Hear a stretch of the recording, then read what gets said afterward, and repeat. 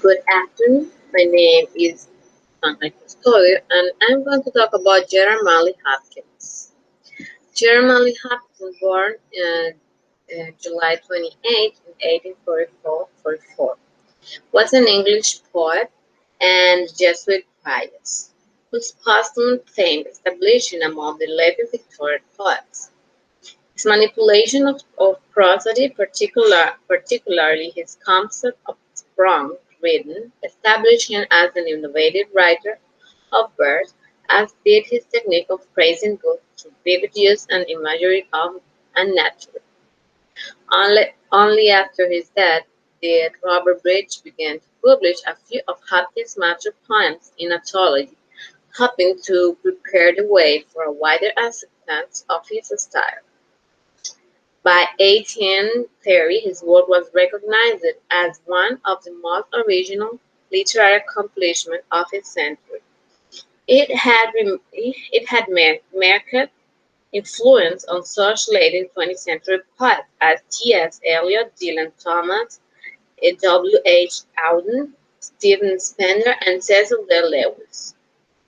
And some of his early life, he was born in Stafford as the eldest of probably nine children to Manly and Catherine Hopkins.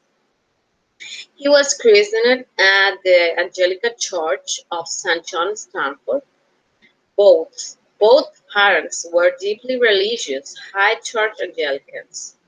Catherine's sister, Maria Smith Gibbon, taught her nephew Gerard to sketch. The interest was supported by his uncle Edward Smith, his great-uncle Richard James Lane, a professional artist, and other family members. Hopkins' initial ambition was to be a painter.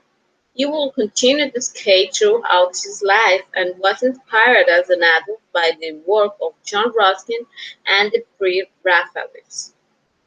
Hopkins became a skilled draughtsman. He found his early training in visual art supported his later work as a poet. His siblings were much inspired by language, religion, and the creative arts. His sister Kate would help Hopkins publish the first edition of his poetry. When he was 10 years old, Gerald was sent to board at Highgate School.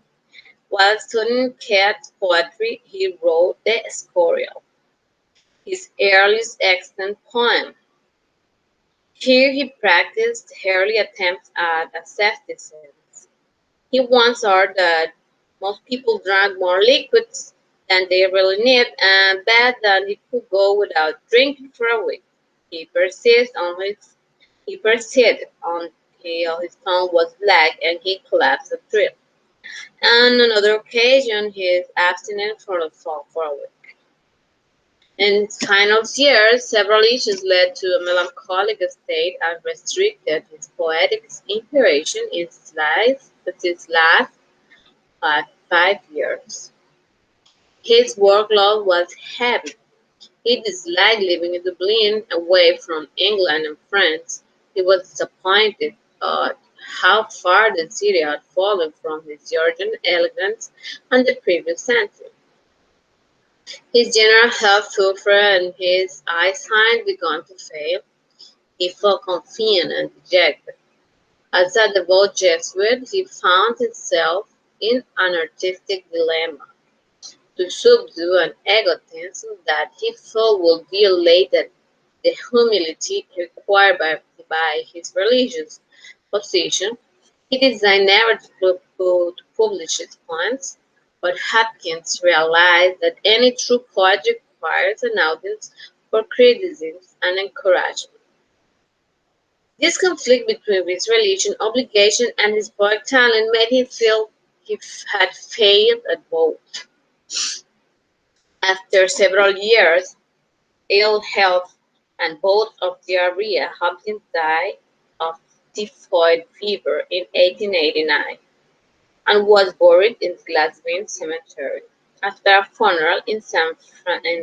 Francis Xavier Church in Gardiner Street, located in Georgian Dublin. He thought to have suffered throughout his life from what they might be labeled bipolar disorder or chronic unipolar depression and battled a deep sense of melancholic anguish. However, his last words on his deathbed were, "I'm so happy, I'm so happy, I love my life." He was 44 years of age. In his isolation, Hopkins spent the last 5 years of his life as a classics professor at University College Dublin.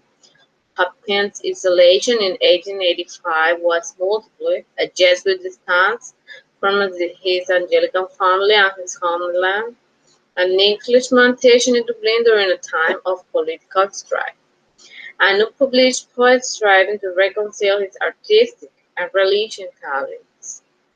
The poem "To Seem the Stranger" was written in Ireland between 1885 and 1886, and is poem of isolation and lonely, and is a poem of isolation and loneliness. Influence on others. Reid called Hopkins the most original poet of the Victorian age.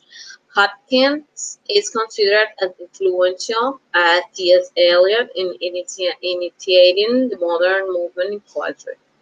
His experiments with elliptical phrasing and double meaning and quirky conversational rhythms turned out to be liberating to poets such as W. H. Auden and Dylan Thomas. The Gerard Hopkins building in University College Dublin is named after him. There are some of the work of Gerard, but the most known works were Vince Pollard's Pete Beauty, The Windover to Chris Our Lord, and The Wreck of the Deutschland. Thank you for your attention. I hope you enjoy my exposition.